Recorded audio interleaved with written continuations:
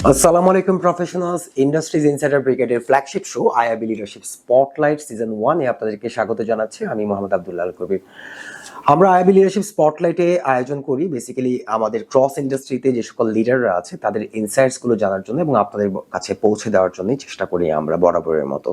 আজকে আমাদের সাথে উপস্থিত আছেন বিশেষ একজন আমাদের গেস্ট, যিনি কিনা একাধারে বাংলাদেশের স্বনামধন্য বেশ কিছু প্রতিষ্ঠানে কাজ করেছেন হিউম্যান রিসোর্স ডিপার্টমেন্টে।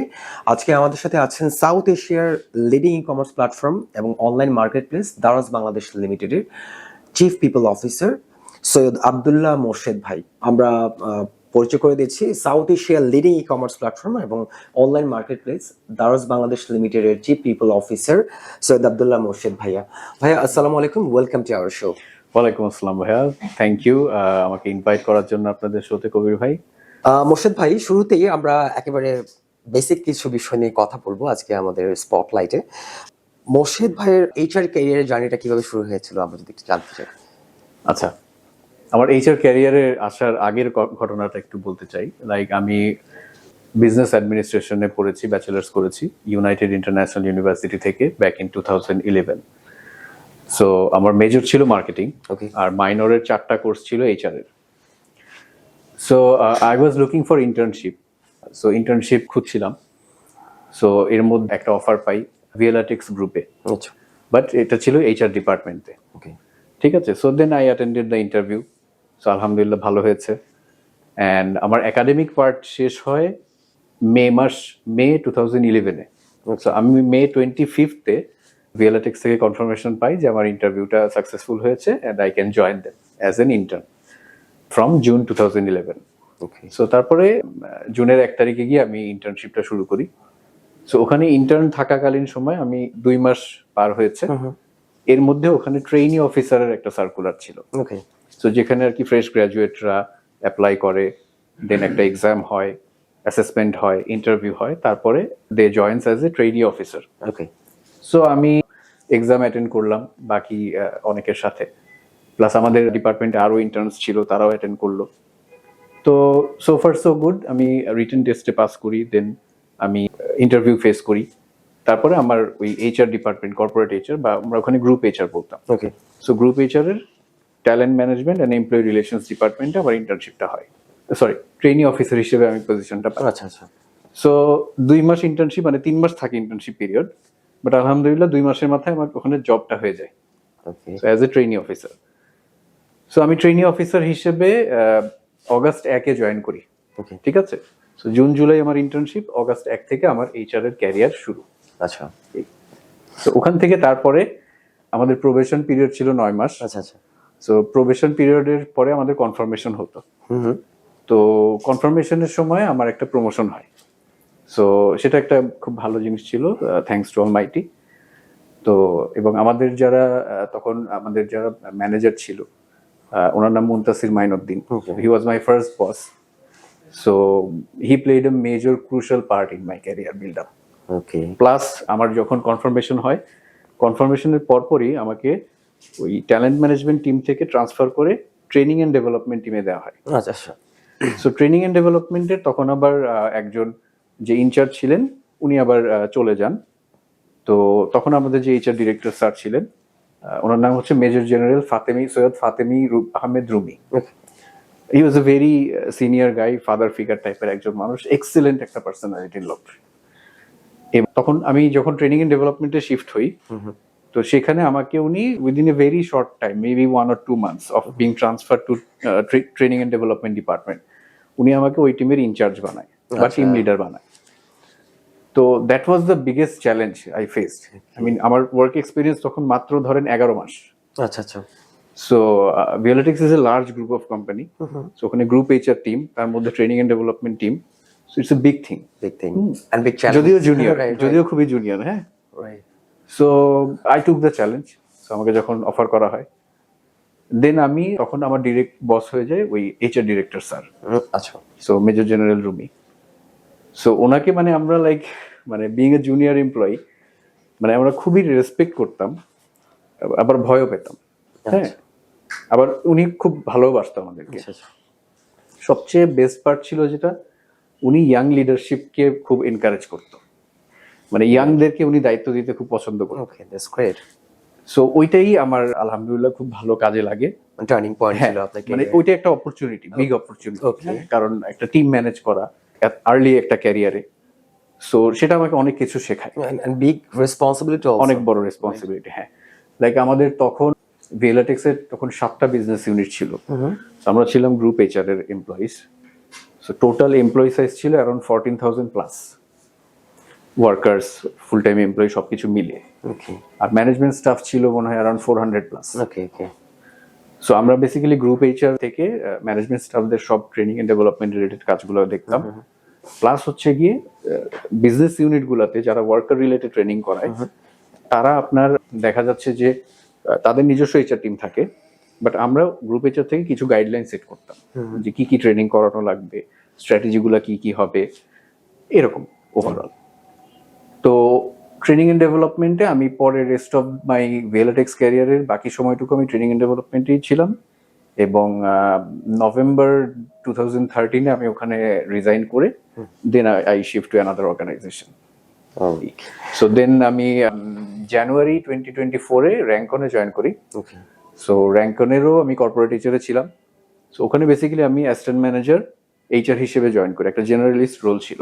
সো রিক্রুটমেন্ট থেকে শুরু করে সবকিছুই করতে হতো। ওকে সো ওইখানে দেন আফটার 2.5 ইয়ার্স আমি স্পেশালাইজড একটা রোল পাই, এবং এর মধ্যে আবার আমার একটা প্রমোশন হয়, অ্যাসিস্ট্যান্ট ম্যানেজার থেকে ডেপুটি ম্যানেজার হই। সো যখন স্পেশালাইজড রোলে আসলাম, that was reward and HR operations. So সেখানে আমি আরো বেশ কিছুদিন কাজ করলাম। আমার বস ছিল বনি আমিন ভাই। সো ওনার কাছ থেকে অনেক কিছু শেখা, সিএনবি বা রিওয়ার্ড রিলেটেড যাবতীয় যা কিছু আমি জানি, আলহামদুলিল্লাহ এটা ওনার গাইডেন্সে আমি শিখেছি। গ্রেট। সো এছাড়াও মানে ওভার দ্য ফুল ক্যারিয়ার মানে যতজন লাইন ম্যানেজার পেয়েছি, মানে I am so grateful to them. You are so lucky যে আপনি আসলে যে সকল লাইন ম্যানেজারদের পেয়েছেন, মানে তারা আপনার ক্যারিয়ারটাকে অনেক বুস্ট আপ করেছে। জি, অফকোর্স, আলহামদুলিল্লাহ। হ্যাঁ, এই জন্য অবশ্যই মানে আমি মানে খুবই গ্রেটফুল টু অলমাইটি, কারণ সবাই অপরচুনিটিটা পায় না, ভাই, আবার অনেকে অপরচুনিটি পেয়ে হয়তো কাজে লাগাতে পারে না। হ্যাঁ, সো আমার পেশেন্স ছিল, এবং রাইট, আমি বলবো যে রাইট মাইন্ডসেট ছিল to learn, that basically helped. ঠিক আছে, Exactly. এর মধ্যে অনেক আপস এন্ড ডাউনস কিন্তু থাকে, মানে আপাত দৃষ্টিতে দেখে মনে হয় যে খুব স্মুথ জার্নি, সুন্দর করে আগাচ্ছি, বাট এর মধ্যেও কিন্তু অনেক ups and downs behind the থাকে, সিন অনেক বিহাইন্ড দ্য সিন অনেক কিছু কিছু থাকে। হ্যাঁ, থাকে, রাইট। সো যেগুলো আসলে ওভারকাম করতে হয়, হ্যাঁ, সো ধৈর্যের মাধ্যমে, সুসম্পর্কের মাধ্যমে, কলিগসদের সাথে, সিনিয়রসদের সাথে, জুনিয়রসদের সাথে। সো এর মধ্যে সবকিছুই ছিল, ঠিক আছে, সবকিছুই ছিল। তো তো র্যাঙ্কনে আমি টোটাল 5 বছর 1 মাস ছিলাম। আচ্ছা। Then I move to Daraz Bangladesh. এখানে আমি একটা ইন্টারভিউ কল পাই যে এইচআর অপারেশনস ম্যানেজার রোলের জন্য। ওকে। সো এটাও আমার আলহামদুলিল্লাহ এখানে জব হয়। সো তো আমি জয়েন করি এখানে মার্চ 2019-এ। সো দেন মার্চ 2019 থেকে আমি এখানে এইচআর অপারেশনস ম্যানেজার হিসেবে কাজ শুরু করি। তো এখানে আমার কিছু মেজর কেপিআই ছিল ওই সময়, সো সেগুলো সুন্দর মতো আমি সাকসেসফুলি কমপ্লিট করতে পারি। প্লাস আমার ঠিক 1.5 ইয়ার্স, তখন 2020-তে মার্চে কোভিড শুরু হলো। সো আমাদের যেই সময় অ্যাপ্রেজাল হওয়ার কথা ছিল ওই সময় অ্যাপ্রেজালটা হয় নাই, 6 মাস পরে। চ্যালেঞ্জিং একটা টাইম ছিল আমাদের। হ্যাঁ, সো 6 মাস পরে হয়েছিল। তো তখন আমার অ্যাপ্রেজালের সময় আমার টাইটেলটাকে চেঞ্জ করে হেড অফ এইচআর অপারেশনস করা হয়। ওকে। সো সেপ্টেম্বর 2020 থেকে আমি হেড অফ এইচআর অপারেশনস হিসেবে রোল প্লে করি। দেন জুলাই 2023-তে আমি head of people and organization হিসেবে রিটাইটেল হই এবং ফুল এইচআর টিমের দায়িত্ব পাই দারাজ বাংলাদেশে। চলে আসেন। তখন চিফ টাইটেলটা ছিল না, তখন হেড অফ এইচআর বা head of people and organization আমরা বলতাম। So that is head of HR রোলটা। So that started from July 2023। Okay. So আলহামদুলিল্লাহ সুন্দর মতো দায়িত্ব পালন করে যাচ্ছি। আর এই বছর যখন আমাদের অ্যাপ্রেজাল হয়, আমাদের অ্যাপ্রেজালটা ইফেক্টিভ হয় এপ্রিল 2025 থেকে, এই লাস্ট ইয়ারেরটা। সো তখন আমাকে আবার রিটাইটেল করে চিফ পিপল অফিসার করা হয়। সো আলহামদুলিল্লাহ সো ফার সো গুড। আমার 14 ইয়ার্স প্লাস হচ্ছে গিয়ে এইচআর এর ক্যারিয়ার। তো যে বললাম মেজর ছিল মার্কেটিং, মাইনর এইচআর এর কিছু কোর্স ছিল, 4টা কোর্স ছিল। সো সেটা আমার কাজে লেগেছে। ওকে। এবং আমি ওই যে আমার বাসা ছিল হচ্ছে পশ্চিম তেস্তুরি বাজার তেজগাঁ, ওকে। আর প্রথম অর্গানাইজেশনটা ছিল টঙ্গী গাজীপুরাতে। সো ইন্টার্নশিপে রিমোট। আমাকে 2বার বাস চেঞ্জ করতে হতো, তারপর একবার রিক্সা নিতে হতো। সো এগুলো সবই কিন্তু করে আসতে হচ্ছে। ভোরবেলা বাসা থেকে বের হওয়া, চ্যালেঞ্জেস, লেট নাইটে বাসায় ব্যাক করা, সপ্তাহে 6 দিন অফিস করা। সো কেন আমি ইন্টার্ন হিসেবে অত দূরে গেলাম? আমি তো আশেপাশেও খুঁজতে পারতাম বা 2 মাস দেরি করতে পারতাম। তো আমার মধ্যে একটা ক্রেভিং ছিল যে না, আমার একাডেমিক পার্ট শেষ হওয়ার পরেই আমাকে জবে ঢুকতে হবে। রাইট। সো আল্লাহ সেই মানে ইচ্ছাটা কবুল করেছে এবং আমি লেগেছিলাম।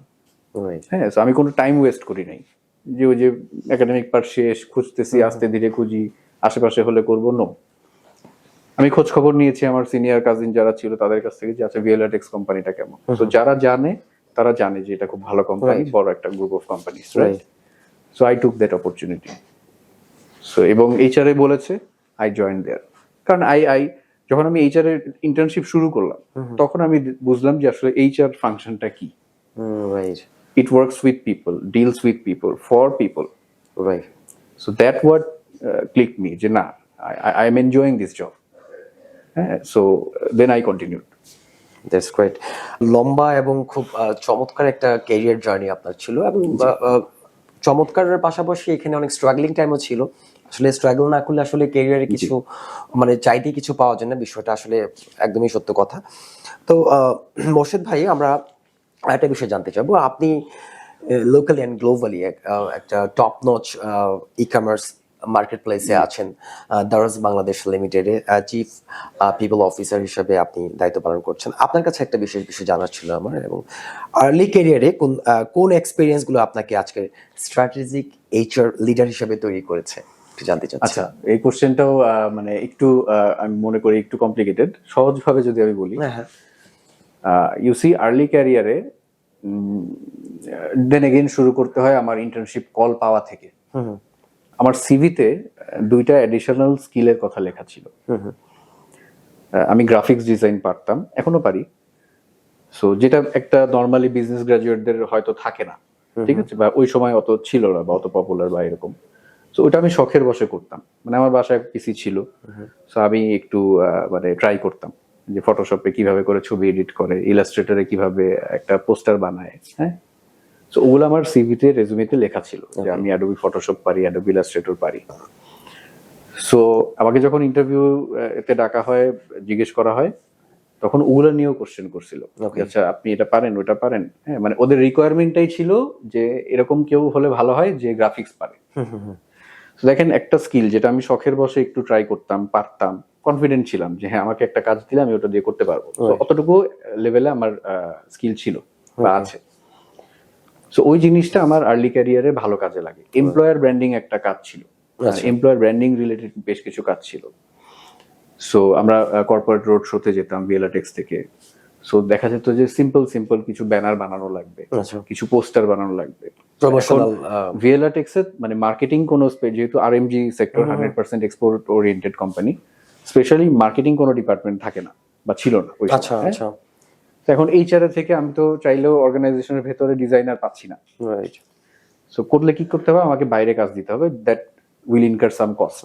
সো আমি যদি একটা ইন্টার্ন পেয়ে যাই এরকম, যাকে দিয়ে আমার এই টুকটাক কাজগুলো হয়ে যাচ্ছে, সাইড বাই সাইড আমার রিক্রুটমেন্ট, ট্যালেন্ট অ্যাকুইজিশনের কাজও হচ্ছে। Right. So that is what Viyellatex got additional from me. আচ্ছা আচ্ছা, রাইট। একটা ইন্টার্নের কাছ থেকে আমি কতটুকু আশা করব? রাইট। সো ওই জিনিসটা, এই যে অ্যাডিশনাল একটা 2টা স্কিল থাকা, এই জিনিসটা আমার ক্ষেত্রে ভালো ক্লিক করেছে। এবং ওই কাজগুলো যখন আমি করেছি তখন আমার কাজগুলো দেখা গেছে একদম HR director, head of HR ওই লেভেল পর্যন্ত যেত। কারণ অ্যাপ্রুভালের বিষয় থাকে, একটা জিনিস প্রিন্ট হবে, সো এটা টপ লেভেল পর্যন্ত অ্যাপ্রুভাল হয়ে তারপরে প্রিন্টিং এ যায়। আচ্ছা, এই ডিজাইনটা কে করেছে? এই ডিজাইনটা মোর্শেদ করেছে। সো আমার বস অটোমেটিক আমার নাম মানে সামনে হ্যাঁ। সো দ্যাটস হাউ মানে রেগুলার কাজের বাইরে এই অ্যাডিশনাল যে কাজগুলো ছিল ওগুলোর মাধ্যমে কিন্তু মানে ক্যারিয়ারটা বুস্ট আপ হয় বা হয়েছিল, আমার ক্ষেত্রে ক্লিক করেছিল। মানে একটা বলে না যে হাইলাইট হওয়া, ওই জিনিসটা আমার এই সামান্য বা ভ্যালুয়েবল যাই বলেন সেই স্কিল দিয়ে কিন্তু হয়ে গেছে। দেখেন, মাইন্ডসেট একটা ব্যাপার। যেটা বললেন যে একটা এন্ট্রি লেভেল থেকে শুরু করে স্ট্র্যাটেজিক সাইডে কিভাবে আসা, বা এই Right. জার্নিটাতে কি করা উচিত, মাইন্ডসেটের একটা ব্যাপার থাকে। এবং ইট স্টার্টস ফ্রম, মানে আমি মনে করি যে যখন আপনার বোঝার ক্ষমতা হবে তখন থেকেই এটা অ্যাডপ্ট করতে হয়, যে আমার মাইন্ডসেট ব্লকড কিনা, রাইট, আমাকে যা কাজ দেওয়া হচ্ছে বা যা করতে বলা হচ্ছে শুধু সেটার মধ্যে সীমাবদ্ধ আছি কিনা, নাকি এর বাইরে চিন্তা করছি, নাকি এর বাইরে কিছু করতে চাই। রাইট, এই ইন্টারেস্টটা থাকতে হয় ভিতরে। হ্যাঁ, এক্স্যাক্টলি, এই ইন্টারেস্টটা থাকতে হয়। আমাকে ফার্স্টে তো এমপ্লয়ি রিলেশনস আর ট্যালেন্ট ম্যানেজমেন্ট ডিপার্টমেন্টে ছিলাম, এমপ্লয়ার ব্র্যান্ডিং, রিক্রুটমেন্ট, এইসব কাজ করতাম। আমাদের গ্রুপ এইচআরে ট্রেনিং এন্ড ডেভেলপমেন্ট ফাংশন ছিল, কমপ্লায়েন্স ফাংশন ছিল, কম্পেনসেশন বেনিফিট ফাংশন ছিল, সাপোর্ট সার্ভিসেস ফাংশন ছিল। So I use to talk with lot of people, okay, যে আচ্ছা ভাই আপনাদের কি কি কাজ করতে হয়। কারণ আমাদের ওখানে এতটাই মানে আপনার এটাকে স্পেশালাইজড ফাংশন ছিল, তো সো আমি চাইলেও কিন্তু সিএনবির কাজ আমাকে দিবে না। না, সো আমি তখন নলেজ গ্যাদার কিভাবে করব, আই হ্যাভ টু টক, তাই না? সো আমি অন্য ডিপার্টমেন্টের সিনিয়রদের সাথে কথা বলতাম, মানে এইচআর এর মধ্যে যারা অন্য ডিপার্টমেন্টের ম্যানেজার ছিল, সো তাদের সাথে কথা বলতাম, তাদের কাজগুলো কি জানতাম, জাস্ট নলেজ গ্যাদারের জন্য। আচ্ছা, সো একটা এইচআর ফাংশনে, একটা গ্রুপ অফ কোম্পানির এইচআর ফাংশনে কি কি ফাংশন থাকে, ওখান থেকেই কিন্তু লার্নিংটা।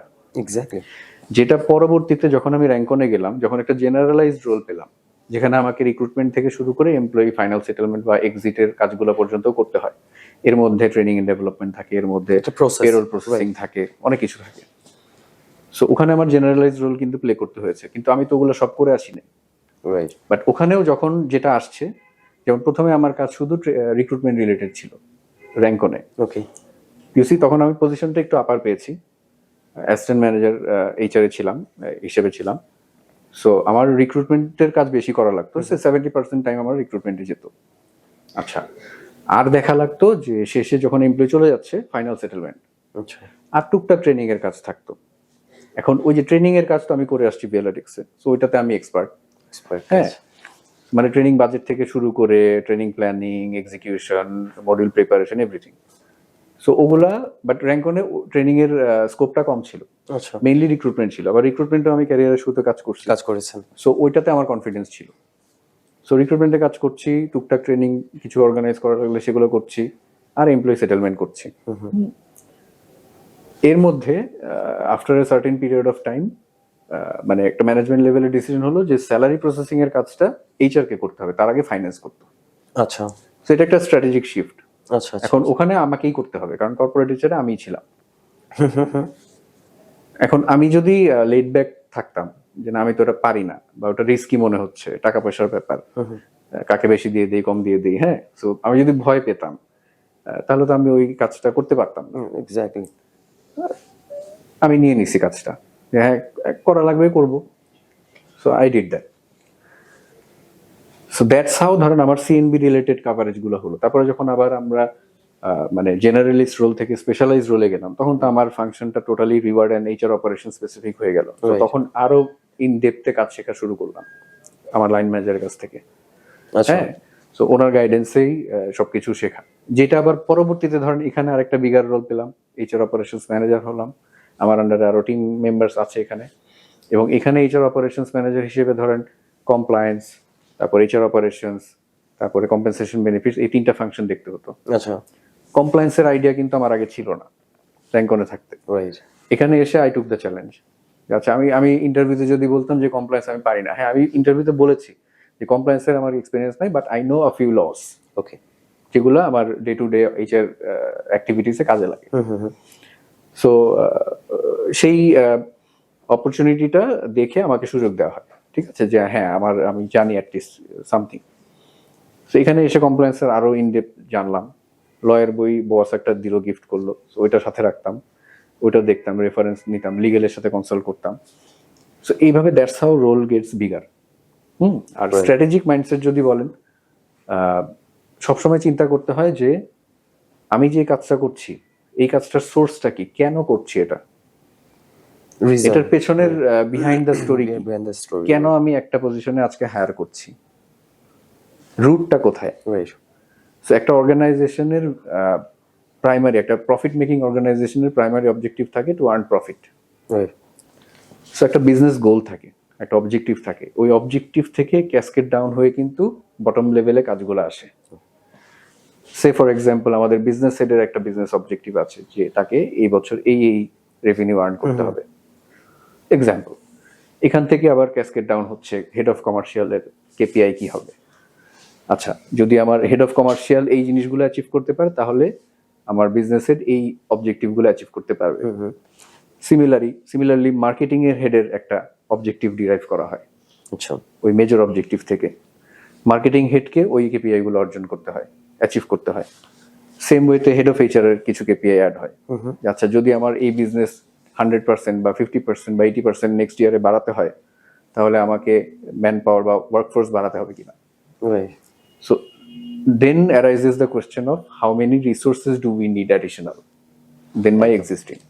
You see, strategic thinking মানে টপ লেভেলে, মানে আমাকে সবসময় চিন্তা করতে হবে আমি যেই স্টেজেই থাকি না কেন আমার ওপরের লেভেলটা কি চিন্তা করছে, রাইট। এই মাইন্ডসেটটা রাখতে হয়, এই ওপেননেসটা থাকতে হয়। হ্যাঁ, so that's how you transition year by year, day by day. Morshed ভাই, একদম ভেরি বেসিক লেভেলের একটা কোশ্চেন আপনার কাছে থাকবে যে হিউম্যান রিসোর্স, মানব সম্পদ, হিউম্যান রিসোর্স ডিপার্টমেন্ট বা মানব সম্পদ বিভাগ, হিউম্যান রিসোর্স আসলে কি শুধু কি একটা ডিপার্টমেন্ট নাকি এটি অর্গানাইজেশনের core growth driver?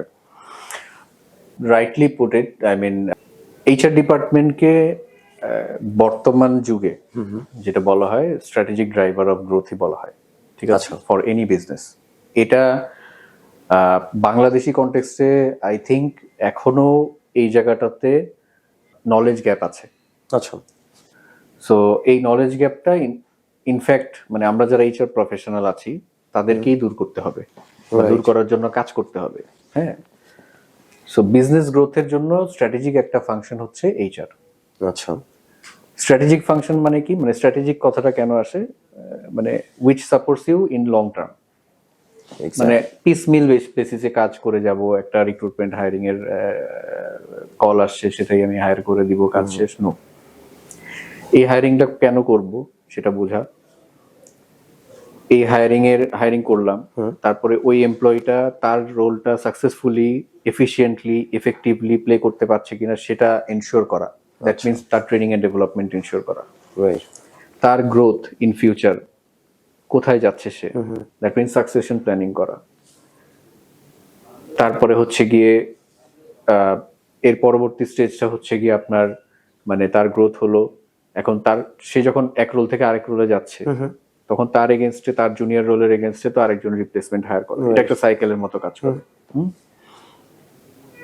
Strategic driver কখন বলছি, যখন আমরা অ্যাজ এইচআর প্রফেশনাল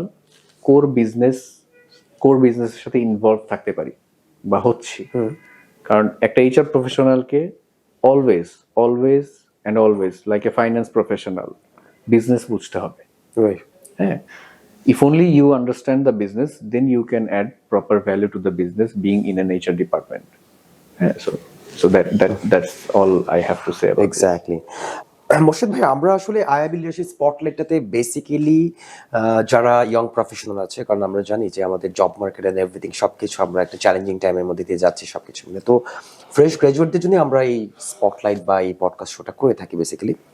তো এখন যে কোশ্চেনটা আপনার কাছে থাকবে সেটা হচ্ছে ফ্রেশ গ্র্যাজুয়েটদের জন্য একাডেমিক কোয়ালিফিকেশন কি এনাফ নাকি পাশাপাশি প্রফেশনাল ট্রেনিং, সার্টিফিকেশন বা রিয়েল লাইফ এক্সপোজার দরকার আছে? একাডেমিক কোয়ালিফিকেশন তো অবশ্যই দরকার, number one. This is the basically number one, যেটা না হলেই নয়। সো আমাকে তো অ্যাটলিস্ট মিনিমাম একটা লেভেল অফ এডুকেশন পার করে আসতে হবে, ঠিক আছে। দুই নাম্বার হচ্ছে গিয়ে like I said in my প্রথম কথা যেটা বলেছিলাম, যে দেখেন ক্যারিয়ারের শুরুতে অ্যাডিশনাল দুই একটা স্কিল যেটা অলওয়েজ আপনাকে কিছুটা এগিয়ে রাখবে। হ্যাঁ, সো আমি মনে করি যে ইয়াংদের জন্য আমার অ্যাডভাইস বলেন, সাজেশন বলেন, সেটা হবে যে একাডেমিক পার্ট তো আমার অ্যাভারেজের অ্যাবভ থাকতে হবে, কিছুটা ভালো রাখা উচিত। হ্যাঁ, যাতে অ্যাটলিস্ট আমি একটা ইন্টারভিউ কল পাই, সেই মিনিমাম ক্রাইটেরিয়াটা আমরা ম্যাচ করতে হবে। লাইক ধরেন সিজিপিএ কোনো অর্গানাইজেশন হয়তো মিনিমাম 3 চাচ্ছে, কোনো 3.25 চাচ্ছে, সো ওই স্ট্যান্ডার্ডটা আমাকে মেনটেন করতে হবে অ্যাটলিস্ট।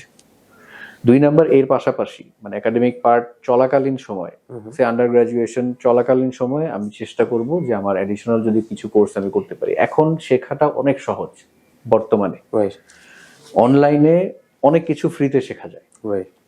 কিছু টাকা খরচ করলে সার্টিফিকেশনও নেওয়া যায়, লোকাল ঠিক আছে?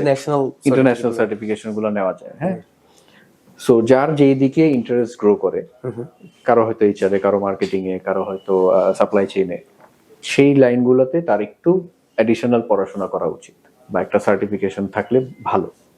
হ্যাঁ, চাকরির বাজার। এগুলো অবশ্যই সিভিতে রিফ্লেকশন আনা উচিত, Right. যেটা রিক্রুটাররা দেখে। হ্যাঁ, এবং এটা আপনার ইন্টারভিউতে দেওয়ার সময় আপনার কনফিডেন্স বাড়াবে। বা ধরেন আপনি এইচআরে ইন্টারেস্ট ফিল করছেন, আপনি লেবার লয়ের ছোট একটা ট্রেনিং করলেন, অনলাইন ট্রেনিংই করেন, সমস্যা নাই।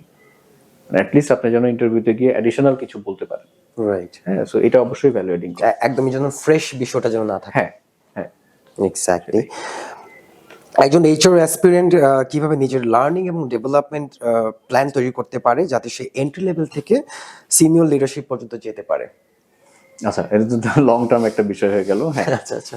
সো ওই যে বললাম, যখন ধরেন আমি ক্যারিয়ার শুরু করি, হ্যাঁ, সো তখন আমার সামনে আমি কাদেরকে দেখতাম?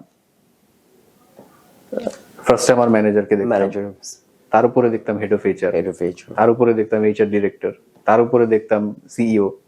রাইট। দেখেন, মানে ক্রেভিং বা আগ্রহ, ইন্টারেস্ট, কিউরিওসিটিটা ওই সময় থেকেই থাকতে হবে যে I want to grow myself. আমি কি ক্ল্যারিক্যাল কাজই করে যাব সারা জীবন? নো। ওই গ্রোথ মাইন্ডসেটটা থাকতে হবে নিজের মধ্যে, ওই ক্রেভিংটা থাকতে হবে। একটা কথা আছে না, stay foolish stay hungry. Right. So এটা আমাদের ভিএলএটেক্স এর চেয়ারম্যান আমাদেরকে শিখিয়েছে।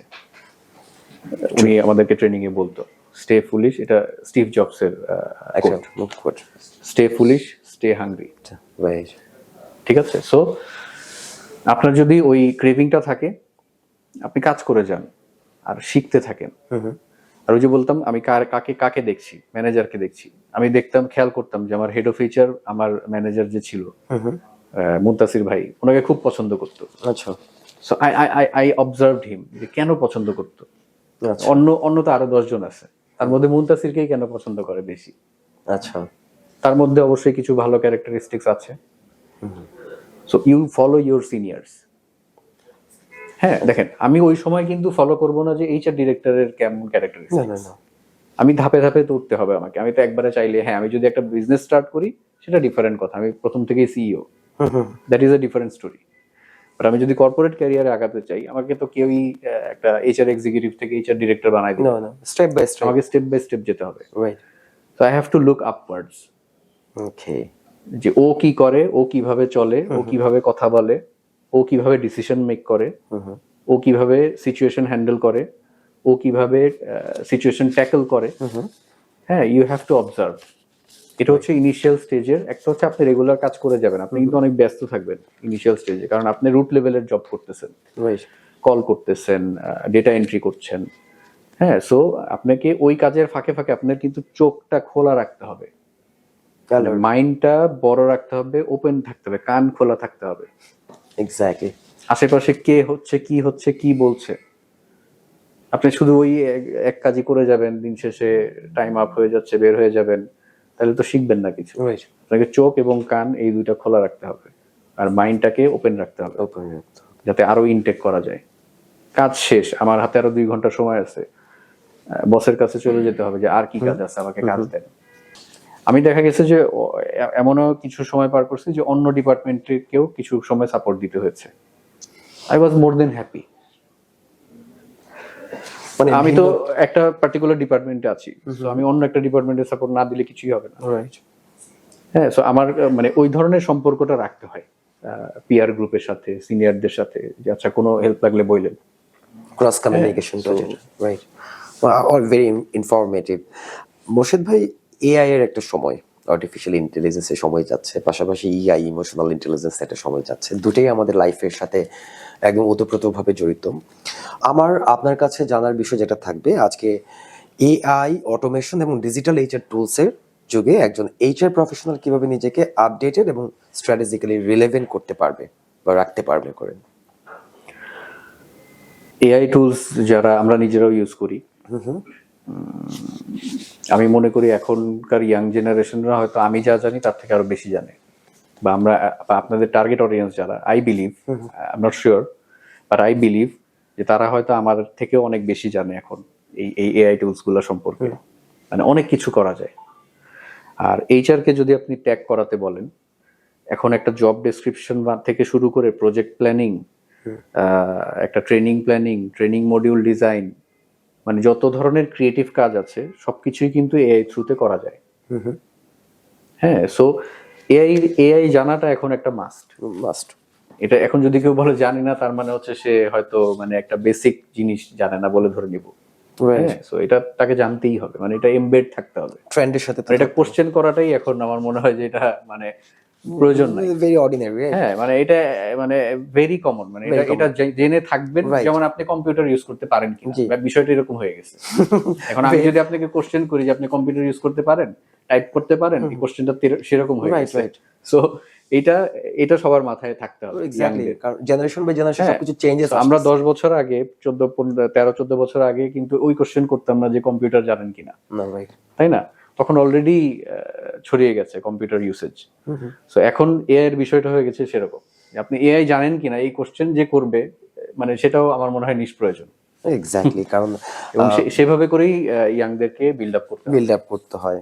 বিষয়টা হচ্ছে ধরেন আমার একটা বিষয় জানা ছিল, একটা কথা আছে যে এআই এর এই সময়ে চাকরির বাজারে এতটাই ইম্প্যাক্ট ফেলছে, কারণ যুগের সাথে তাল মিলিয়ে চলতে হবে। এতে করে দেখা যায় যে চাকরির এমপ্লয়ি রিক্রুটমেন্টের প্রসেসে দেখা যায় যে অনেকটাই কমে আসবে, এই ধরনের একটা কথা আমরা শুনতে পাই ইন্ডাস্ট্রিতে। এটা আসলে কতটুকু সঠিক বলে আপনি মনে করেন? মানে রিক্রুটমেন্ট প্রসেসে কমে আসবে বলতে কি, এখন আমি যদি আপনাকে বলি মডার্ন ওয়ার্ল্ডে কি হচ্ছে, যেটা আমরা এখনো প্র্যাকটিস করা শুরু করিনি, হয়তো কিছু কোম্পানি করে, আই ডোন্ট নো। যেমন আপনি একটা ভ্যাকেন্সি আছে, অ্যাপ্লাই করলেন, 100 জন অ্যাপ্লাই করলো, এআই আপনাকে ইনিশিয়াল স্ক্রিনিং করে দিবে। ইনিশিয়াল স্ক্রিনিং আমরা ম্যানুয়ালি কিভাবে করি, কিছু ক্রাইটেরিয়া সেট করি লিঙ্কডইন থেকে বা বিডি জবস থেকে, ওই ক্রাইটেরিয়া অনুযায়ী সিভি সর্টিং করি বা শর্ট লিস্টিং করে দেন আমরা এক একটা সিভি ওপেন করি, দেখি, রিভিউ করি, তারপরে appearance, presentation, minimum criteria match করলে আমরা শর্ট লিস্ট করছি। এআই দিয়ে এই পুরো কাজটাই করা যায়। ইভেন এআই দিয়ে এখন এরকমও মানে সফটওয়্যার চলে আসছে যে আপনি যে ইন্টারভিউ করলেন না, ধরেন আমি আপনার ইন্টারভিউ নিচ্ছি বা আপনি আমার ইন্টারভিউ নিচ্ছেন কোন একটা পার্টিকুলার পজিশনের এগেইনস্টে, এই জিনিসটা রেকর্ড হয়ে আরো মতো তো আরো 5 জন ইন্টারভিউ দিল, এআই বলে দিবে যে কাকে নেওয়া উচিত for next level. Exactly, so very ফাস্টার। হ্যাঁ, সো এখন কথা হচ্ছে যে এই এআই এর জন্য আমার এইচআর অফিসার কি লাগবে না? মানে ওইটাই তো কোশ্চেন। হ্যাঁ, মানে ইনডিরেক্টলি কোশ্চেনটা তো ওইটাই যে আমার জব ছোট হয়ে আসছে, এটাকে রিপ্লেস করে ফেলবে কিনা। হ্যাঁ, এখন এইচআর ফিল্ডের কথা যদি বলেন, ইউসি এখানে লিঙ্ক করতে হয় যে কেন আপনাকে স্ট্র্যাটেজিক থিঙ্কিং করতে হবে, মানে বিগার পিকচার দেখতে হবে। এইচআরে আসেন বা যেই ফিল্ডেই কাজ করেন, আপনার মধ্যে ওই ওপেননেস থাকতে হবে টু লার্ন। এখন এআইটাকে ইউজ করার জন্য তো আমার লোক দরকার। এক্স্যাক্টলি, এআইটাকে ওই এআইকে ইনস্ট্রাকশন তো দিতে হবে যে আমার এই 5 জনের ইন্টারভিউ এর ডেটাটা তো আপলোড করতে হবে, তো আমার তো অবশ্যই লোক লাগবে। আই ডোন্ট সি যে নেক্সট 5-10 ইয়ার্সে হিউজ মানে এআই যে এইচআর রিলেটেড জবকে যে ডেমোলিশ করে দিবে, আই ডোন্ট সি দ্যাট। হ্যাঁ, কারণ এইচআরে যারাই আসবে বা যে কোনো ফিল্ডে যারাই যাবে, তাদেরকে এআইটা তো জানতে হবে এবং এর অ্যাডভান্স লেভেলের কিছু কাজকর্মও জানতে হবে। Only then that person can add value to the organization, and when you are adding value to your organization, then your organization will keep needing you. হ্যাঁ, এখন হ্যাঁ, আপনি যদি সে ফর এক্সাম্পল চায়নার কথা চিন্তা করেন, এখন অনেক ডেলিভারি অনেক সিটিতে রোবট করতেছে। সো এই ধরনের কিছু যেগুলো ম্যানুয়াল জব থাকে, এগুলোর কিন্তু রিস্ক থাকে বা আছে ডিউ টু অটোমেশন। ওয়্যার হাউসের কথা যদি বলেন, ওয়্যার হাউস অনেক ক্ষেত্রেই অটোমেটেড, মেশিন রোবোটিক। একটা সর্ট সেন্টারের কথা বলেন যেখানে প্রোডাক্ট সর্টিং হয়, স্ল্যাব বাই স্ল্যাব দেখা যায়। একটু উন্নত দেশগুলোতে কিন্তু আপনার সেগুলো সব রোবট দিয়ে করতেছে। হ্যাঁ, সো এই কাজগুলোতে কিন্তু ক্রাইসিস আসবে। এই কাজগুলোতে ক্রাইসিস, টেকনিক্যাল কাজগুলোতে, technical if I am not wrong, মানে টেকনিক্যাল ঠিক বলা যাবে না, এগুলো হচ্ছে কি আপনার মানে ground level job, Ground level, যেগুলো ধরেন আপনাকে মানে ম্যানুয়াল জব যেগুলোকে বলে। আচ্ছা আচ্ছা হ্যাঁ, সো এই জায়গাগুলোতে কিন্তু একটা হিট আসতে পারে। আচ্ছা হ্যাঁ, বাট আপনি যদি একটা লার্নেড পার্সন হন, এই যে বললেন এইচআর ফিল্ডের কথা যদি বলেন, হ্যাঁ, সো আমার ওই এআই রিক্রুটার সফটওয়্যারটা ইউজ করলে আমার যে একটা এইচআর এক্সিকিউটিভ এখন লাগছে না, ব্যাপারটা তা না। আমার একজন এইচআর এক্সিকিউটিভ লাগবে। কারণ ফিজিক্যালি আমার সর্টিং এর বিষয় থাকে না, আমার ওই কাজগুলো ফিজিক্যাল টাচ এখনো ইম্পর্টেন্ট। ঠিক আছে, এবং মানে যত আপনি জানবেন তত আপনি আরো ভ্যালুয়েট করতে পারবেন। আপনি তখন প্রপোজ করবেন যে আচ্ছা ওই এআই টুলটা দিয়ে তো আমি এই কাজগুলোকে অপটিমাইজ করতে পারি। It's great. মোর্শেদ ভাই, বেশ ইনসাইটফুল অনেক কিছু আপনার কাছ থেকে জানতে পারছি। We are very lucky. আমাদের এখন এই পর্যায়ে কিছু কোশ্চেন থাকবে রিগার্ডিং দারাজ বাংলাদেশ প্রাইভেট লিমিটেডের পক্ষ থেকে এমপ্লয়ি মোটিভেশন এবং এঙ্গেজমেন্ট এবং রিক্রুটমেন্ট নিয়ে। দারাজের ইন্টার্নশিপ, এমটিইউ বা ইয়ং লিডারশিপের একটা প্রোগ্রাম আছে আমরা যতটুকু জানি। কিভাবে ডিজাইন করা হয় এই এমটিইউ বা ইয়ং লিডারশিপ প্রোগ্রামটা, এটা সম্পর্কে একটু জানতে চাচ্ছি। Nice, good question. আমাদের যে ফ্রেশ গ্রাজুয়েট রিক্রুটমেন্ট প্রোগ্রাম আছে, এটাকে আমরা বলি DFLP, Daraz future leaders program. Okay, so it's a 15-month long program. এই 15-month প্রোগ্রামে হায়ারিংটা অবশ্য অনেক মানে খুবই আপনার ক্রিটিক্যাল একটা প্রসেসের মধ্যে দিয়ে হায়ারিং হয়। কারণ লটস অফ ফ্রেশ গ্রাজুয়েটস আর গ্রাজুয়েটিং এভরি ইয়ার, অ্যান্ড আমরা সাধারণত আমাদের এই ডিএফএলপি প্রোগ্রামটা হচ্ছে 15 months প্রোগ্রাম। এভরি 5 months একটা রোটেশন হয়। আচ্ছা, হ্যাঁ, সো মেজর যে ফাংশন, বিজনেস ফাংশনগুলো আমাদের থাকে, সেখানে আমরা যে এমপ্লয়িগুলোকে বা যে ইনকামবেন্টগুলোকে সিলেক্ট করি অ্যাজ ডিএফএলপি, তাদেরকে আমরা রোটেট করাই to learn or equip them with proper accurate business knowledge. আচ্ছা আচ্ছা, সো 15 months লং প্রোগ্রাম থাকে, এটা হচ্ছে বেসিক ক্রাইটেরিয়া মানে প্রোগ্রামটার। বাট ইনিশিয়ালি 15 days-এর একটা অনবোর্ডিং প্রোগ্রাম থাকে full. So each and every department, relevant business ডিপার্টমেন্টগুলোর সাথে বা আমরা এমপ্লয়িগুলোকে ট্যাগ করাই ফার্স্ট 15 days। আচ্ছা, এই 15 days-এ তারা সব রেলেভেন্ট ডিপার্টমেন্টগুলোর পিওসির সাথে বসে তাদের কাজকর্ম সম্পর্কে জানে, একটা লার্নিং প্রসেসের মধ্যে দিয়ে যায়। তারপরে আমরা ওই প্রথম প্লেসমেন্টটা শুরু হয়। আচ্ছা, সো হয়তো সে ফর এক্সাম্পল 2 জনকে আমরা কমার্শিয়াল, আমাদের মেইন বিজনেস ফাংশনটা হচ্ছে কমার্শিয়ালে দিলাম। অন্য 2 জনকে আমরা হয়তো লজিস্টিক্সে দিলাম, logistics is our biggest function. আরো 2 জনকে হয়তো আমরা সে মার্কেটিং এ দিলাম। দেন আফটার 5 months এটা আবার রোটেট হয়। কমার্শিয়ালে 2 জন লজিস্টিক্সে আসবে, লজিস্টিক্সে 2 জন আবার কমার্শিয়ালে যাবে, দ্যাটস হাউ শাফল হবে। হ্যাঁ, রোটেশন হয়। এবং আফটার 15 months আমরা ওদেরকে মেইন স্ট্রিম ফুল টাইম এমপ্লয়মেন্টে এনরোল করি। আচ্ছা, ঠিক আছে, ওই পর্যায়ে কি প্রায় সিলেকশন, ওরা কি সিলেক্টেড থাকে নাকি প্রসেসে থাকে ওরা? বেসিক্যালি সিলেকশন বলতে অ্যাজ এ মানে তারা তো যখন সিলেক্ট হলো মানে ওই যে আপনার ক্রিটিক্যাল হায়ারিং প্রসেস। আচ্ছা আচ্ছা, ধরেন একটা ফার্স্ট হচ্ছে ইনিশিয়াল আমরা একটা ভিডিও ইন্টারভিউ নিয়েছি, সেখান থেকে শর্ট লিস্ট করে আমরা একটা রিটেন টেস্ট বা অ্যাসেসমেন্ট সেন্টার করেছি। সেখানে যারা কম্পিটিটিভ ভাবে ধরেন আমরা বেশ কিছু স্টুডেন্ট বা ইনকামবেন্টদেরকে আমরা ওখানে কল করি অ্যাসেসমেন্টের জন্য। সো অ্যাসেসমেন্টে যারা ভালো করে তাদেরকে নিয়ে আমরা আবার নেক্সট লেভেল ইন্টারভিউ সেট করি। আচ্ছা, এই 3টা ফেসে যারা টপ স্কোরার তাদেরকে দেখা যাচ্ছে আমার যে নাম্বার অফ ভ্যাকেন্সিস থাকে ফর ডিএফএলপি দিস ইয়ার, আমরা সেই কয়জনকে হায়ার করলাম। ওকে, সো অলরেডি হায়ার্ড, সো তারা নর্মাল আমাদের মতোই কাজ করছে, স্যালারি পাচ্ছে, আদার বেনিফিটস কিছু কিছু আছে যেগুলা পাচ্ছে, আবার কিছু কিছু হচ্ছে এখনো এন্টাইটেল না, যেটা এন্টাইটেল হবে ধরেন আফটার 15 months। সো তারা মেইন স্ট্রিম রোলেই আছে। আচ্ছা, হ্যাঁ, মেইন স্ট্রিম রোলে আছে। এবং এটার মানে গুড পার্টটা হচ্ছে যে কম্পিটিটিভ হায়ারিং এখান থেকে আমরা ছেকে বেস্ট পারফর্মার যারা আমার অ্যাসেসমেন্টে ভালো করলো তাদেরকে তো আমরা হায়ার করছি এবং ইন্ডাস্ট্রি স্ট্যান্ডার্ড স্যালারি অফার করছি। এবং এই 15 months-এ তাদের একটা ভেরি ইন্টেন্স লার্নিং পিরিয়ড যায়, on the job learning period যায়। আফটার 15 months তাদেরকে ফুল টাইম একটা রোলে প্লেস করা হয়, অ্যান্ড দ্যাট রোল উইল মানে ই কমার্সের ক্ষেত্রে আমি যদি বলি, মানে আমার ই কমার্স এক্সপিরিয়েন্স থেকে বলি যে it's a very fast moving culture একটা ই কমার্স কোম্পানিতে হয় থাকে। হ্যাঁ, সো এখানে আপনি মানে 1 বছরে অনেক কিছু শিখবেন, অনেক কিছু। হ্যাঁ, এবং মানে মার্কেটের ডিনামিক্সটাই এরকম, মানে ই কমার্সের ডিনামিক্সটাই এরকম যে খুবই ফ্রিকোয়েন্টলি এটা চেঞ্জ হয়। আচ্ছা। হ্যাঁ, মানে ওয়ার্ক প্যাটার্ন বলেন, ওয়ার্ক কালচার বলেন, ওয়ার্ক লোড বলেন, খুবই ফ্রিকোয়েন্টলি, মানে খুব স্টেবল সিচুয়েশনে কখনোই থাকে না। এমপ্লয়ীদেরও এখন পর্যন্ত দেখি ওই এমপ্লয়ীদেরও ওই ট্রেন্ডের সাথে চেঞ্জেস হ্যাঁ, এর জায়গাটাতে নিয়ে আসতে হয়, অ্যাডাপ্টেশনের জায়গাটাতে আসতে অ্যাডাপ্টেশন করে নিতে হয়, করে মানে নিতে হয়।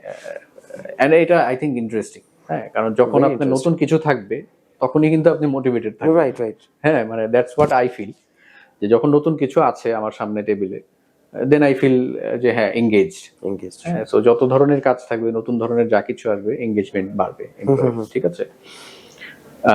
সো আফটার 15 মান্থস দেখা যাচ্ছে 15 মান্থসের মধ্যেও এরকম দেখা যায় যে কোনো একজনের হয়তো এখনো 15 মান্থস রোটেশন শেষ হয়নি, বাট তাকে একটা গ্লোবাল প্রজেক্ট দিয়ে দেওয়া হয়েছে। ওকে। সে শুধু বাংলাদেশ না, সে হয়তো পাকিস্তান, সে হয়তো শ্রীলঙ্কা, নেপাল, আমাদের অন্যান্য যেই কান্ট্রিগুলোতে বিজনেস আছে, ক্রস ফাংশনাল দায়িত্ব দেওয়া হচ্ছে। So that's how you get the growth opportunity. ওই জায়গাগুলোতে যখন আপনি প্রবেশন পিরিয়ডেই ভালো করতে থাকেন, then after 15 months you will be landing in a managerial role. So it's a fast track. Internship যদি বলেন, এই আমাদের সামনে 11/11 মানে নভেম্বরের 11, এটা আমাদের biggest campaign of the year. So এই 11/11 কে টার্গেট করে আমরা, আমাদের এখন ওয়ার্কলোড অনেক বেশি। So across the organisation, across every country, so we have already started the hiring process for the interns. আচ্ছা। সো দেখেন, নর্মাল সারা বছর ইন্টার্ন নেওয়ার একটা বিষয়, আর এই সময়টাতে এসে আমরা অনেক বেশি সংখ্যক ইন্টার্ন নেই। হ্যাঁ, আচ্ছা, সেটা কেন? নাম্বারসটা অ্যাকুরেটলি যদি বলতে হয়, ইটস মোর দেন 20। ওকে। আজকেও ইনফ্যাক্ট ইন্টারভিউ ছিল, আমি দেখছিলাম। সো মোর দেন বলবো কি, অ্যাটলিস্ট 20 তো থাকবেই 20 ফর দিস ইয়ার। Okay. ঠিক আছে, it can change another year, next year, ঠিক আছে, প্লাস হতে পারে, মাইনাস হতে পারে, এটা ডিপেন্ড করে আমাদের current work force Is it কেমন আছে। paid or unpaid? Paid definitely paid. হ্যাঁ, সো সেটাও আমরা একটা ইন্ডাস্ট্রি স্ট্যান্ডার্ড অ্যালাউন্স দিয়ে থাকি, একটা ইন্টার্ন যেমন পায় সেরকম। সো এরা যে এই পিরিয়ডটাতে ঢুকছে, মানে তাদের জয়েনিং হবে নেক্সট উইকে ইনশাল্লাহ। সো অক্টোবর, নভেম্বর, ডিসেম্বর, এই মেইন হাইপের টাইমটাই কিন্তু আমাদের এই নভেম্বর মাসের আগের সময়টা আর পরের সময়টা, ওকে। যেহেতু biggest campaign of the year. So তারা এসে কিন্তু ঢুকেই একটা মানে বেশ চ্যালেঞ্জিং একটা সিচুয়েশনের মধ্যে, এনভায়রনমেন্টে ঢুকে যাবে, রাইট। এবং they will learn from real life by doing real life Right. Works. Right. হ্যাঁ, so just like an executive, সে কিন্তু ফুল স্ট্রিমে কাজ করতে থাকবে। যেটা আপনি বলছিলেন যে এমটিও প্রোগ্রামের ক্ষেত্রে কি ইন্টার্নদের এমটিও প্রোগ্রামে যেগুলো যে প্রসেসে আপনারা কাজ করে থাকেন, যে ক্রস ডিপার্টমেন্টাল কমিউনিকেশন, যে এটা কি ইন্টার্নরও এইভাবে কাজ করে? ইন্টারনেটটা আমরা ওভাবে করব না, কারণ এটা just 3 month program. Okay. So say for example, commercial থেকে আমার হয়তো 5 জন রিকোয়ারমেন্ট আছে, আমি 5টা ইন্টার্ন দিব, কমার্শিয়ালের ভেতরে 5টা ফাংশনে কাজ করবে। আচ্ছা। আমার এইচআর এ হয়তো 4 জন লাগবে, আমি এইচআর এর হয়তো ভেতরে ধরেন আরো 3টা ফাংশন আছে, কোনো হয়তো এইচআর সিস্টেমসে 1 জন লাগবে, ট্যালেন্ট অ্যাকুইজিশন হয়তো 3 জন লাগবে, রিকোয়ারমেন্ট অনুযায়ী আমরা প্লেস করছি। কারণ ওই যে ক্যাম্পেইনটা হচ্ছে আমার মেইন টার্গেট। আচ্ছা আচ্ছা আচ্ছা। ইউ সি, ক্যাম্পেইনের জন্য আমাকে এইচআর এ এখন কি করতে হচ্ছে, আমাকে কিন্তু সামনে এই যে আমার হিউজ অর্ডার পড়বে, ওকে, এবং আমার ডেলিভারি বেড়ে যাবে, কিন্তু I have to maintain the SLA. হ্যাঁ, সো মানে আমাকে কাস্টমারের কাছে তো পৌঁছাতে হবে। আমার 100টা অর্ডার পুরুক আর 10,000টা অর্ডার পুরুক, আমাকে কিন্তু নির্দিষ্ট টাইমের মধ্যে কাস্টমারের কাছে পৌঁছাতে হবে। সো নির্দিষ্ট টাইমের মধ্যে আমি কিভাবে পৌঁছাবো, আমার লোক বেশি দরকার। সো ওই যে বিজনেস এর রিকোয়ারমেন্ট বললাম, এখন লজিস্টিক্স এর যদি আমার আরো 2000 লোক বাড়াতে হয়, তাহলে আমার এইচআর এর তো আরো সাপোর্ট বাড়াতে হবে। সো আমার এক্সিস্টিং ম্যান পাওয়ারের সাথে আমি আরো 4টা ইন্টার্ন নিচ্ছি, কথার কথা। Okay. So that's how every department তাদের রিকোয়ারমেন্ট দেয়, ওই অনুযায়ী আমরা সোর্সিং করি। মোর্শেদ ভাই, একটা ধারণা প্রচার আছে, মানে এটা আমি জানি না যে বিষয়টার সত্যতা কতটুকু আছে, যে বর্তমান সময়ে এমএনসি বা জায়ান্ট গ্রুপ অফ কোম্পানিজ গুলো বা টপ নচ কোম্পানিগুলো রিক্রুটমেন্টের ক্ষেত্রে দেখা যায় যে জাহাঙ্গীরনগরের আইবিএ বা ঢাকা ইউনিভার্সিটির আইবিএ বা এনইসিইউ ব্র্যাক প্রথম গ্রেড ইউনিভার্সিটিগুলোতে আসলে রিক্রুটমেন্ট করে থাকে, বাকিদের হয়তো বা প্রাথমিক। এই বিষয়টা কিভাবে বলবেন? না, আমি যদি আমাদের কথা বলি, মানে ইকুয়াল এমপ্লয়মেন্ট অপরচুনিটি যদি অফার করতে হয়, we can not discriminate among any university. We cannot discriminate among on the basis of religion. We cannot discriminate on the basis of ethnicity. হ্যাঁ, সো এবং বড় বড় এমএনসি গুলো আমার জানা মতে এই ধরনের পলিসি ফলো করে। হ্যাঁ, সো দেখেন এটা একটা কম্পিটিশন। হ্যাঁ, যখন when you have large pool of incumbents ready to join the workforce but you have limited number of vacancies, Right. So কিছু ক্রাইটেরিয়া থাকে। যেমন আমরা ধরেন হয়তো কিছু কিছু স্পেশাল রোলের ক্ষেত্রে ধর মিনিমাম একটা সিজিপিএ চাই, এবং আমাদের ক্ষেত্রে অ্যাপ্লিকেশন ওপেন থাকে সবার জন্য, যে কোনো ইউনিভার্সিটির গ্র্যাজুয়েটরাই অ্যাপ্লাই করতে পারে।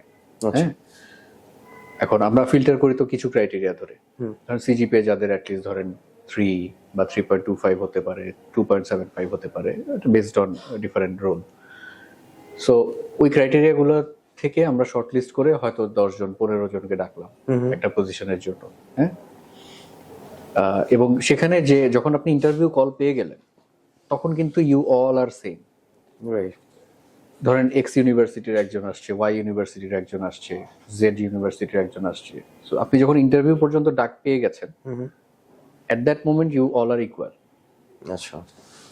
এখন ইন্টারভিউতে যে ভালো করবে, যাকে মোস্ট সুইটেবল মনে হবে যেই রোলের জন্য আমি হায়ার করতে যাচ্ছি, কারণ ইটস অ্যাবাউট হচ্ছে গিয়ে আমার রোল, রাইট। আমার কাজটা কি, রাইট। কি কাজ করা লাগবে এই পার্টিকুলার লোকটাকে দিয়ে।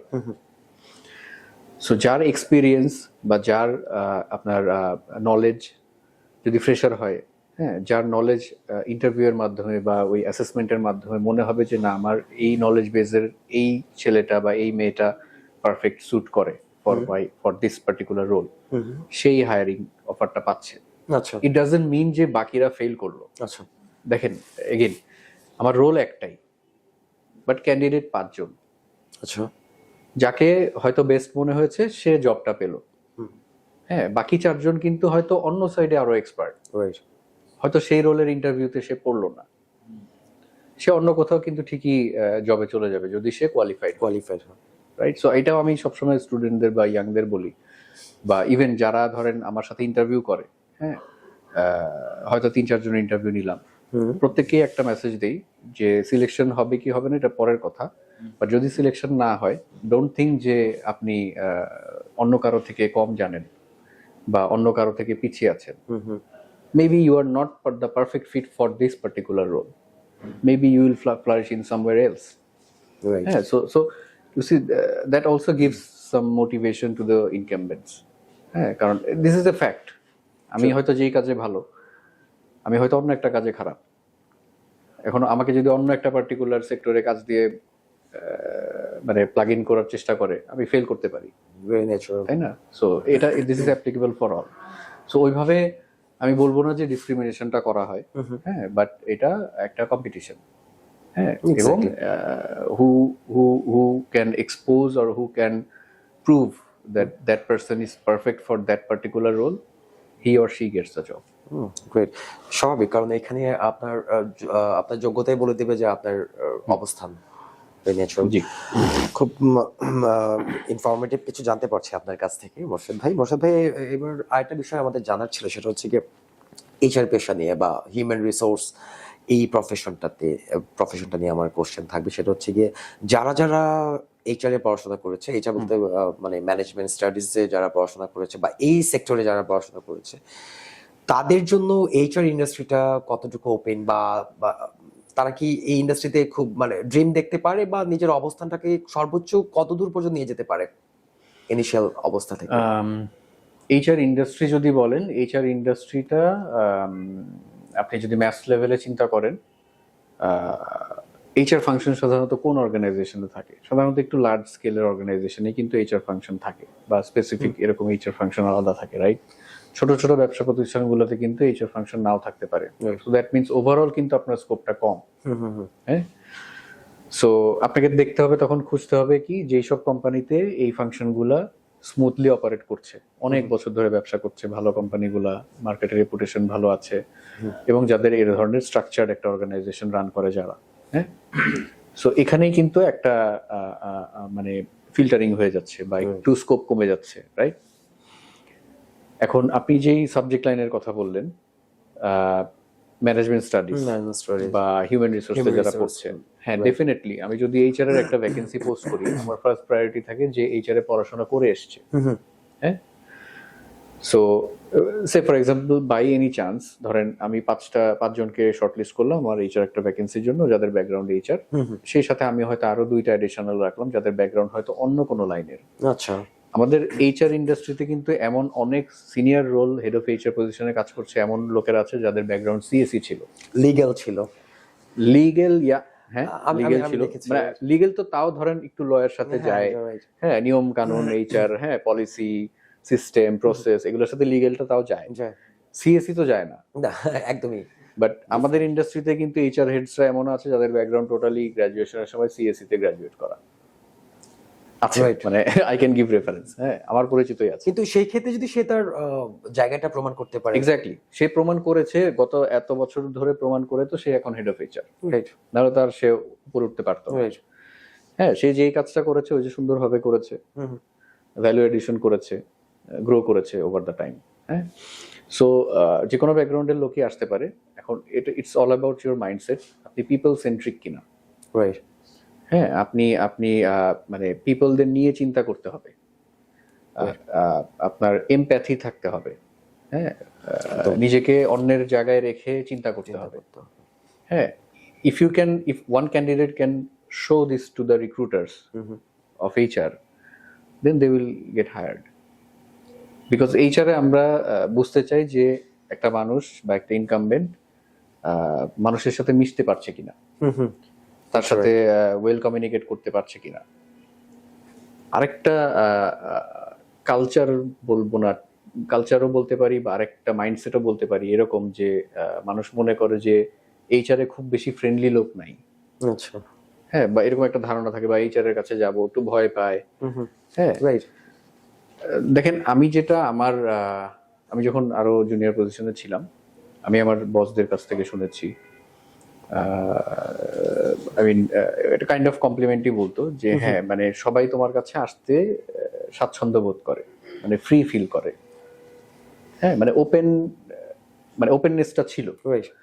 এই জিনিসটা ইম্পর্টেন্ট এইচআর এর মধ্যে।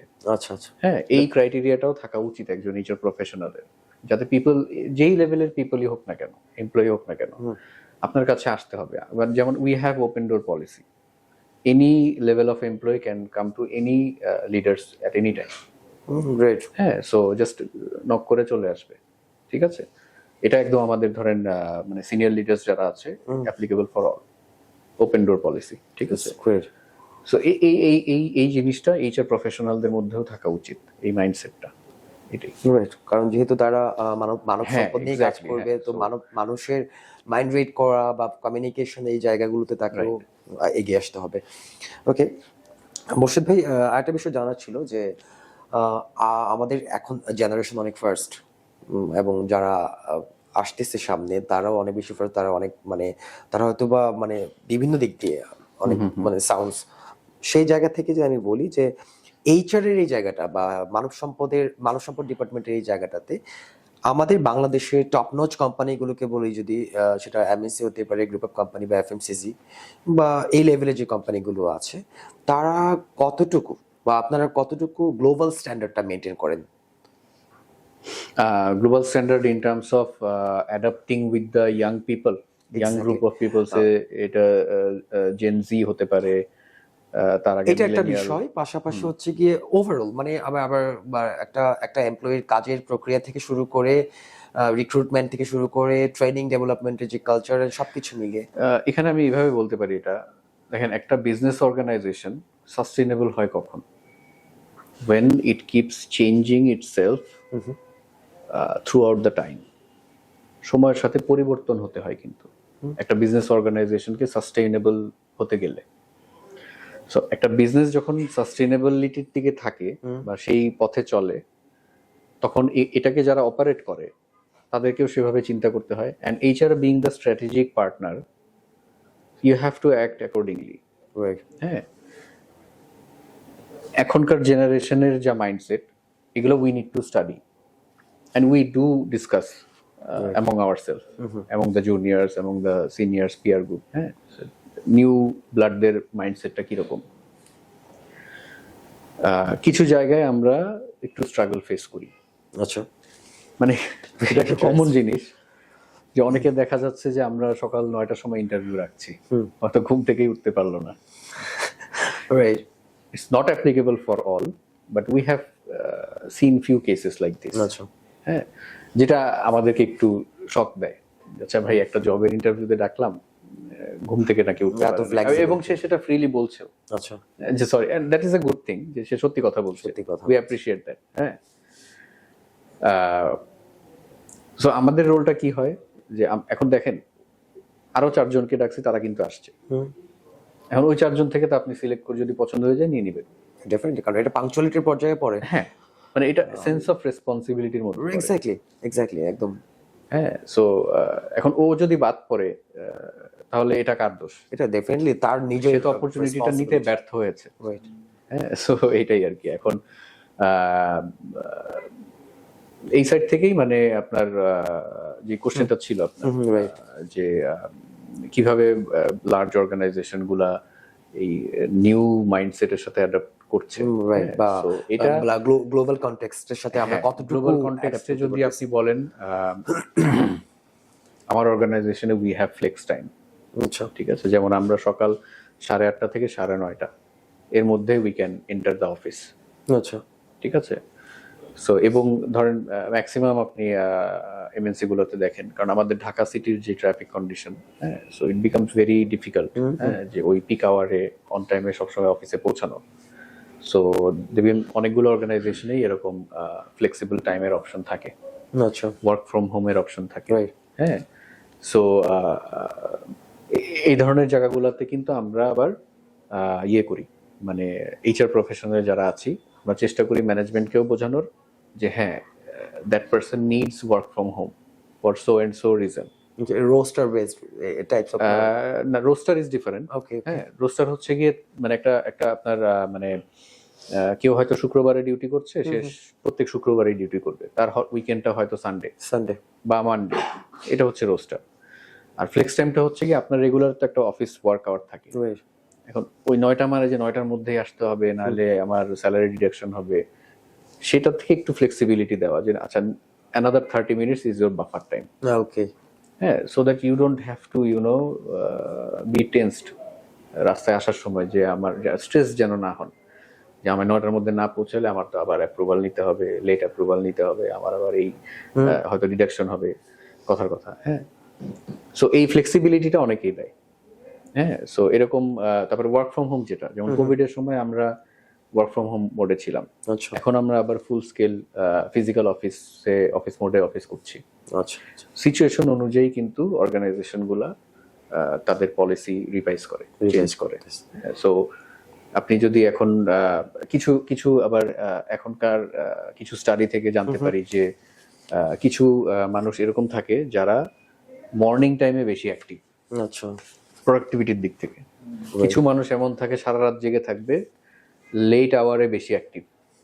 এটা কিন্তু আমরা আমাদের জেনারেশনেও দেখেছি যে কেউ হয়তো সকালে আসছে দেরি করে, বাট সে অনেক লেট পর্যন্ত কাজ করতেছে এবং ভালো কাজ করতেছে। হ্যাঁ, আবার মানে if I talk about myself, I am more active during the morning hours. Productivity কিছু টাইম থাকে। আমার সাথে আমি মোর active in during the morning hours. আচ্ছা। বাট আরো অনেকে আছে যারা হয়তো ইভিনিং এ বেশি অ্যাক্টিভ। হ্যাঁ, সো এই জায়গাগুলোতে যেমন ওই যে বললাম ফ্লেক্স টাইম, এখন organization we can not keep the organization open till midnight, right? আমার ইউটিলিটি কস্ট আছে, আমার ফ্যাসিলিটি কস্ট আছে।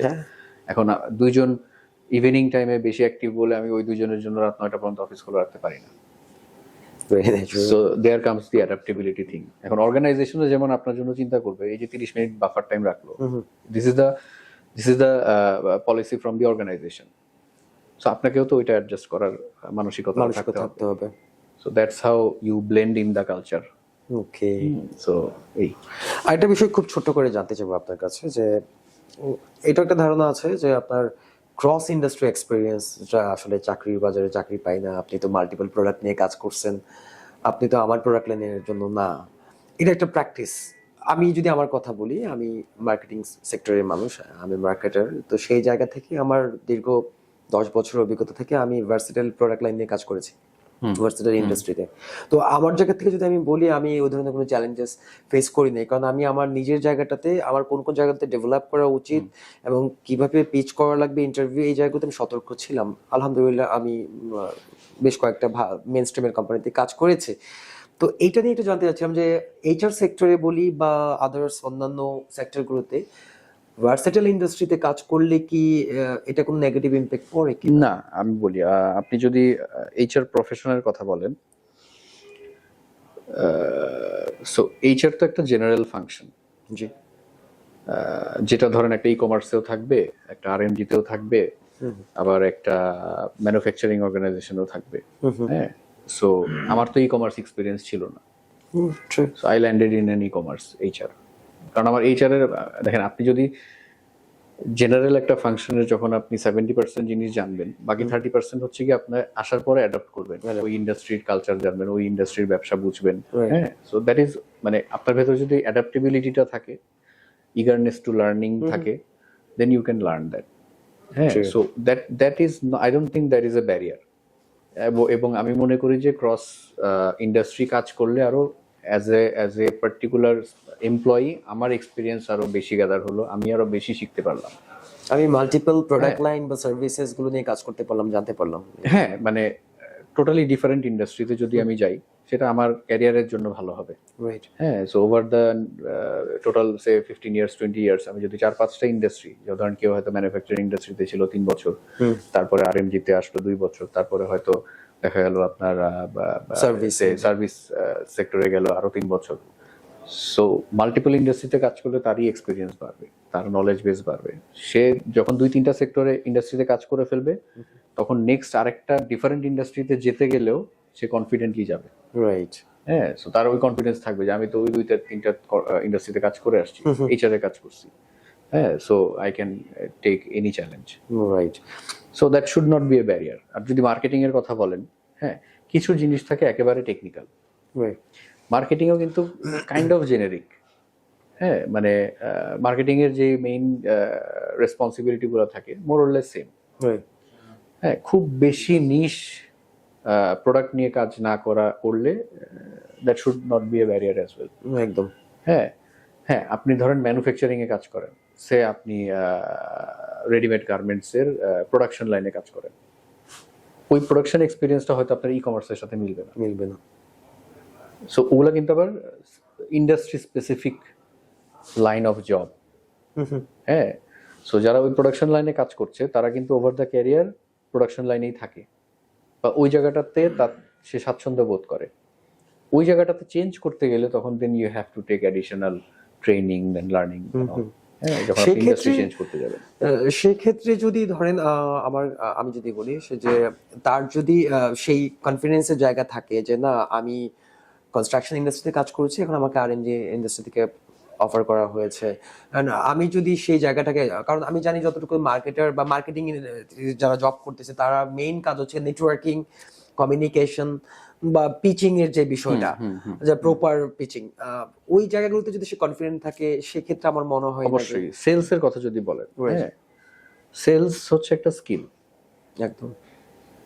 হ্যাঁ, আপনি যে কোনো কোম্পানিতে যান, আপনার যদি সেলস স্কিলসটা থাকে, যে কোনো প্রোডাক্ট আপনি সেল করতে পারবেন। সেলস একটা স্পেসিফিক স্কিল আমি মনে করি, এবং সেটার জন্য কোনো পার্টিকুলার ইন্ডাস্ট্রির সেলসে ছিলেন বলে আরেকটা ইন্ডাস্ট্রির সেলসে কাজ করতে পারবেন না, that is a wrong mindset.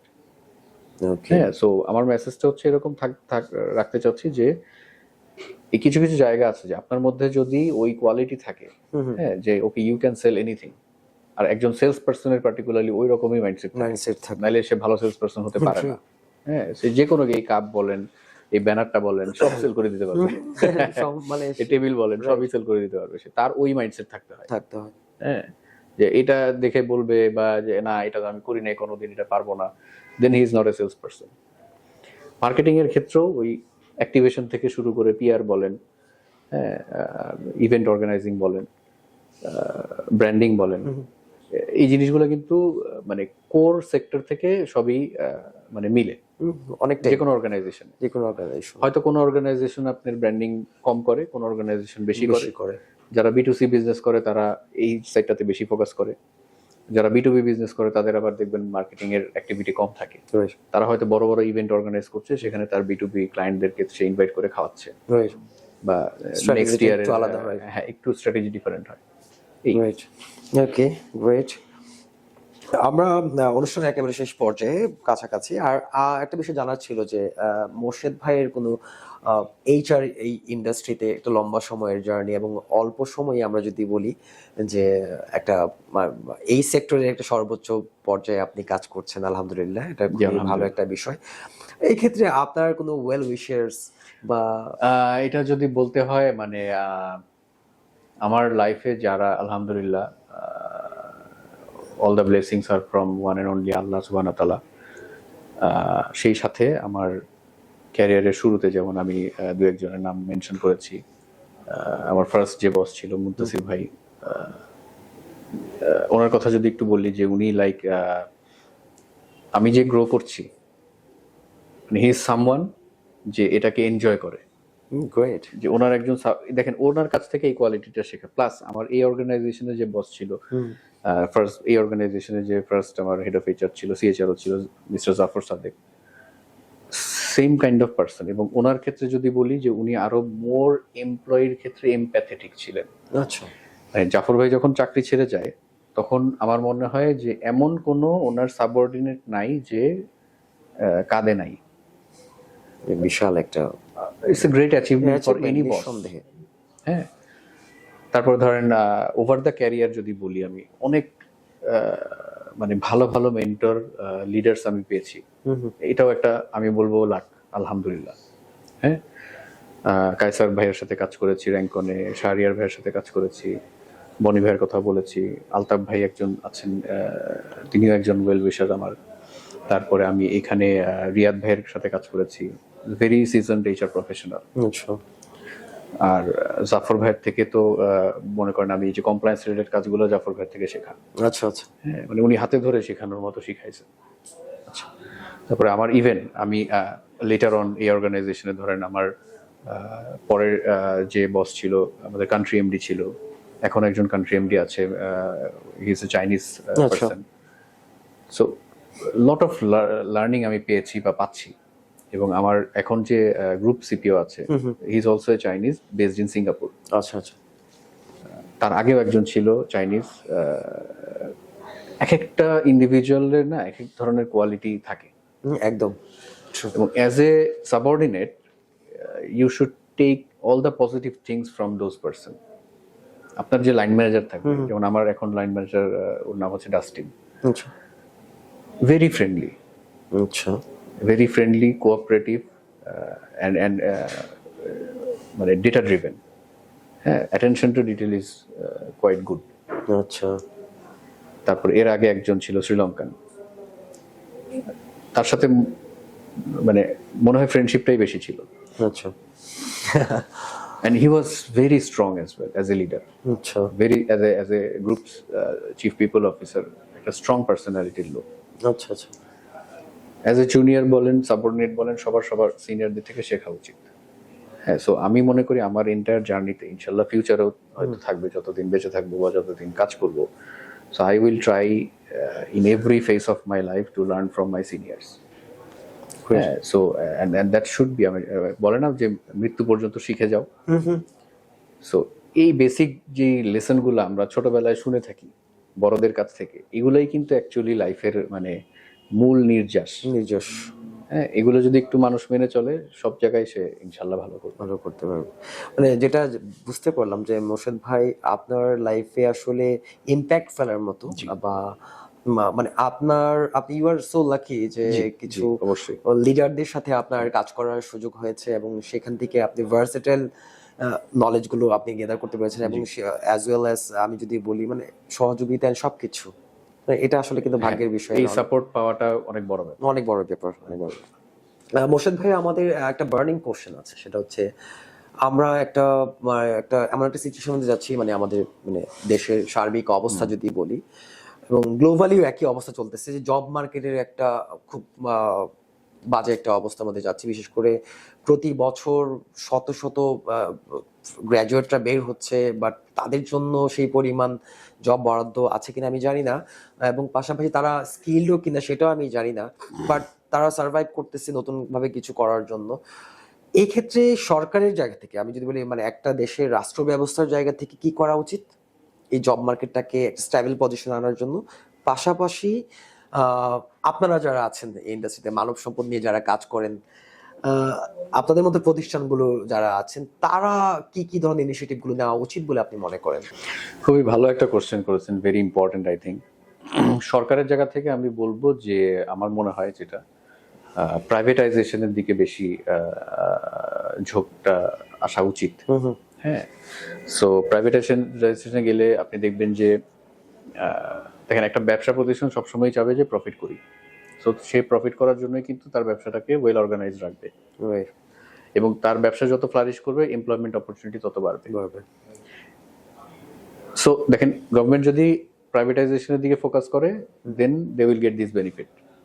এবং ব্যবসায়ীদের জন্য বা ব্যবসা প্রতিষ্ঠানের জন্য প্রসেসগুলোকে সহজ করতে হবে। This is government's part. হ্যাঁ, প্রসেসকে সহজ করতে হবে, ইজি করতে হবে, ব্যারিয়ার যেন ফিল না করে একজন ব্যবসায়ী, ফরেন ব্যবসায়ী হোক, লোকাল ব্যবসায়ী হোক, সে যেন ব্যারিয়ার টু এন্ট্রি ফিল না করে, সে যেন একটা সুস্থ স্বাভাবিক একটা ব্যবসায়িক পরিবেশ পায়। That is the expectation from the government.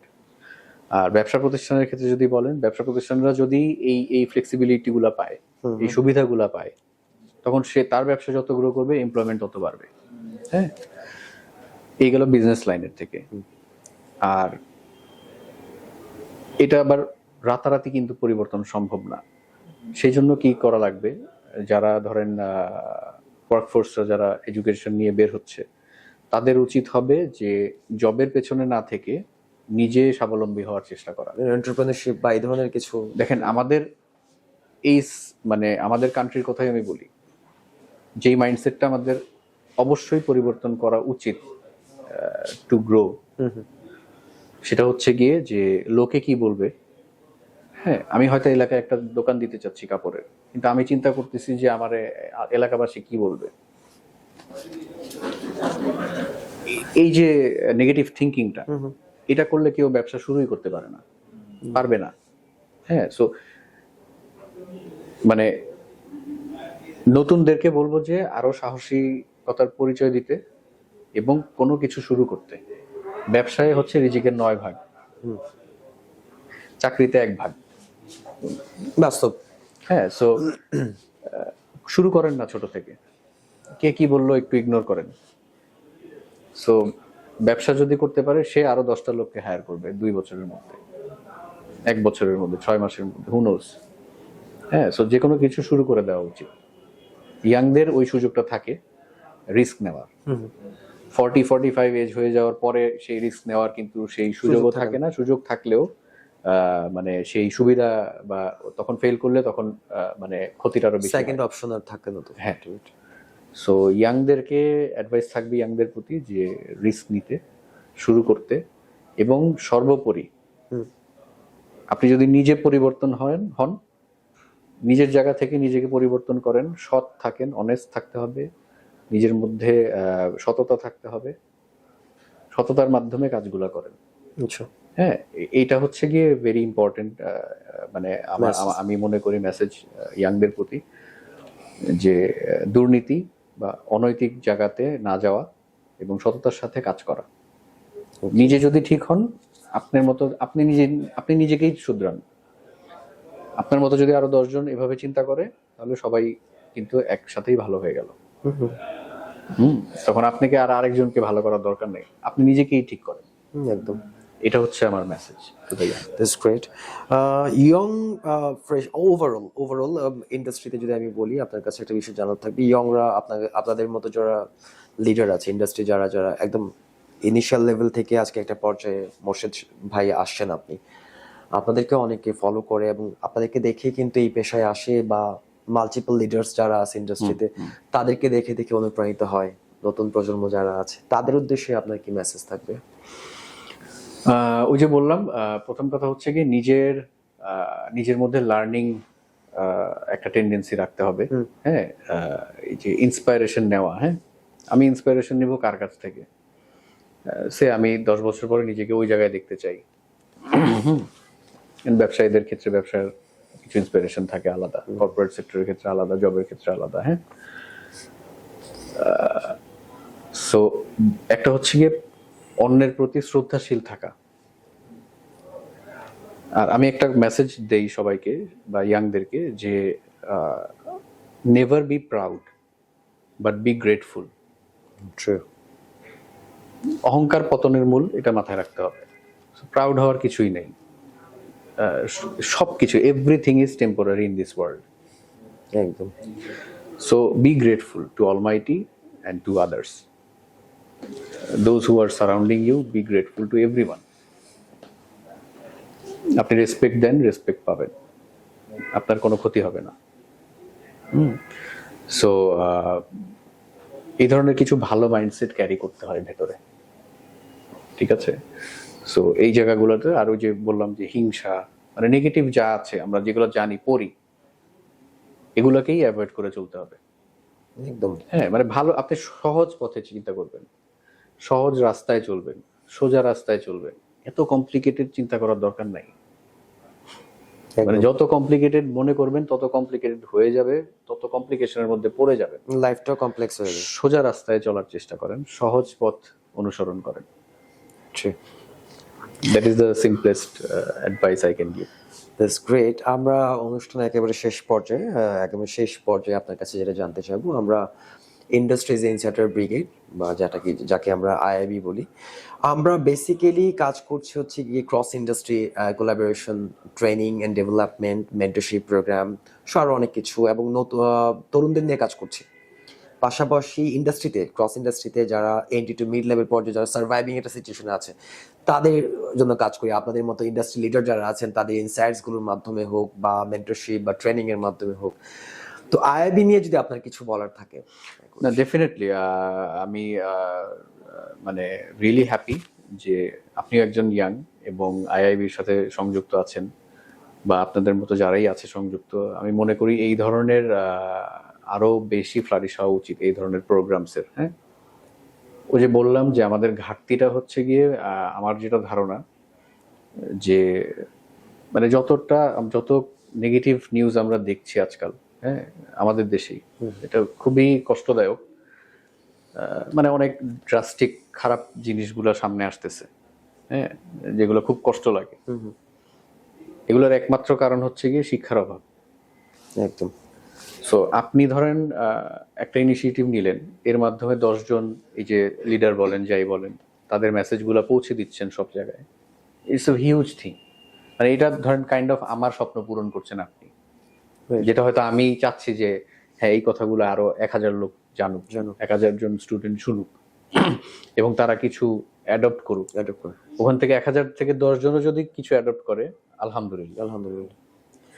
মানে কি লার্নিং, মানে শিক্ষা। সো এটা শিক্ষারই আমি আরেকটা সাইড মনে করি। হ্যাঁ, এবং আমি মনে করি যে মানে আমি আই উইশ যে আপনারা ভালো করেন, গ্রো করেন, আরো ইনশাল্লাহ সামনের দিকে আরো এগিয়ে যান এবং এই পজিটিভ মেসেজগুলো আরো বেশি ছড়াতে থাকেন। এটাই আমার expectation from you. Thank you so much. অসাধারণ একটা সময় আপনার সাথে পার করলাম আপনার ব্যস্ততার মাঝখানে মোর্শেদ ভাই। We are really grateful to you from our IIB. অনেক অনেক ভালো থাকবেন, সুস্থ থাকবেন। ধন্যবাদ মোর্শেদ ভাই। আপনাকে অনেক অনেক ধন্যবাদ কবির ভাই আমাকে ইনভাইট করার জন্য, এবং আই উইশ যে এরকম আরো সিনিয়রদের সাথে বসেন, আরো ভালো ভালো কাজ করেন, ইনশাল্লাহ সামনের দিকে আরো এগিয়ে যান। Thank you so much.